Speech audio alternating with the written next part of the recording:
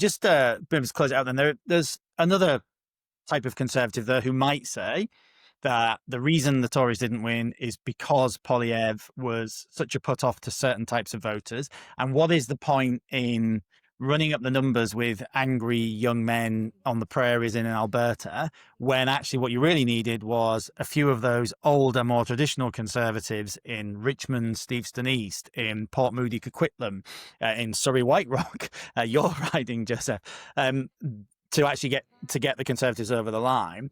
So, with that in mind, if Pierre doesn't win his leadership review, when you survey the Conservative benches or the Conservative family, is there anybody else who you can foresee who would be in a position to, take the Conservatives?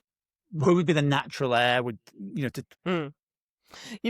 don't know that there is a natural heir, and I think that's part of why Poilievre is set to be likely successful in the leadership race, is because people really struggle to envision that natural heir.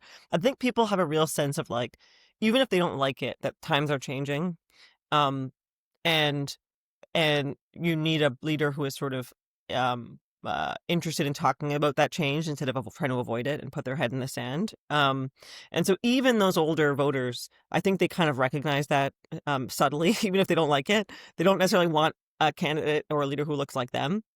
For that reason. But look, if Poilievre steps away, there will be a leadership race, right? If I think the more likely outcome is that if the Conservatives end up losing the next election, which is obviously possible, then you would have a leadership race.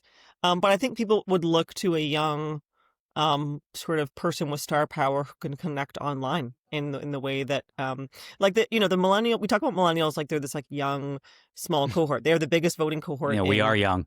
Canada. You're And we're not that young. We're not that young. We're approaching middle age, and we're the biggest voting cohort in Canada.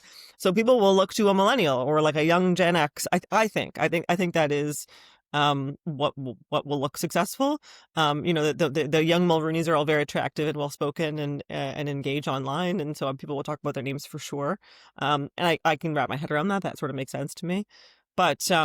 But when you look at the caucus, and there's like really young, compelling people, friends of ours in the caucus, it's just hard to envision them and the kind of narrative they would put forward, because in many cases they were recruited by Poilievre, and they're very much still invested in that future, I think.